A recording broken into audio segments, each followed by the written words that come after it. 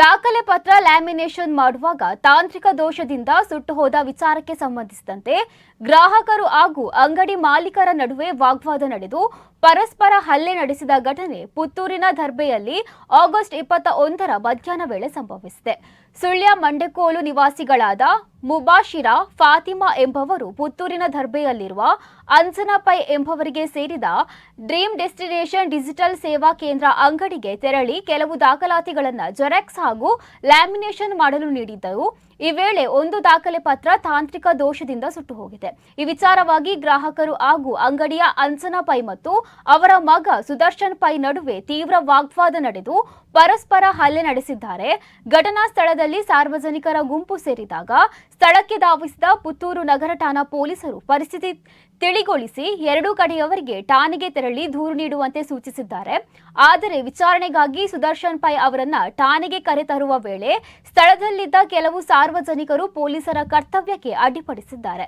ಈ ಘಟನೆಗೆ ಸಂಬಂಧಿಸಿದಂತೆ ಎರಡೂ ಕಡೆಯಿಂದ ದೂರು ಹಾಗೂ ಪ್ರತಿ ದೂರು ದಾಖಲಾಗಿದೆ.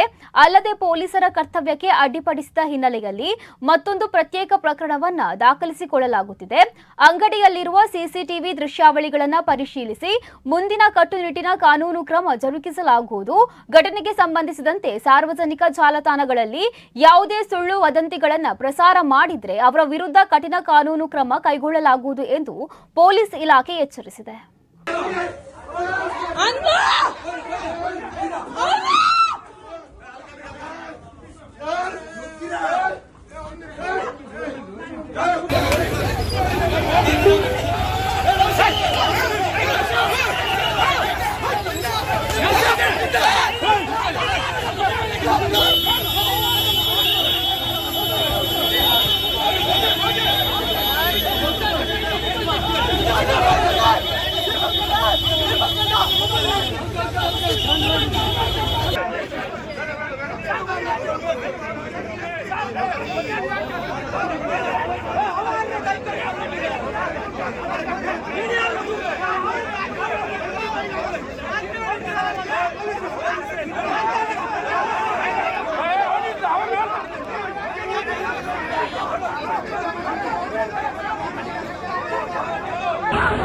ನೋಡಿ ಹೊಡೆದು ನೋಡಿ ಹೊಡೆದು ನೋಡಿ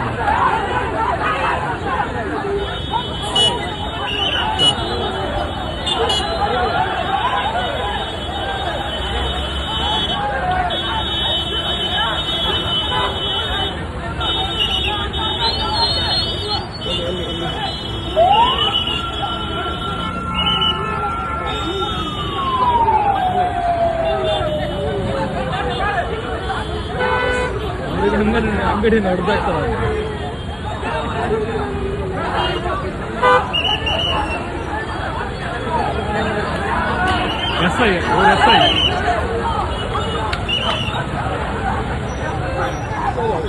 ಎಸ್ ಐ ಇವರು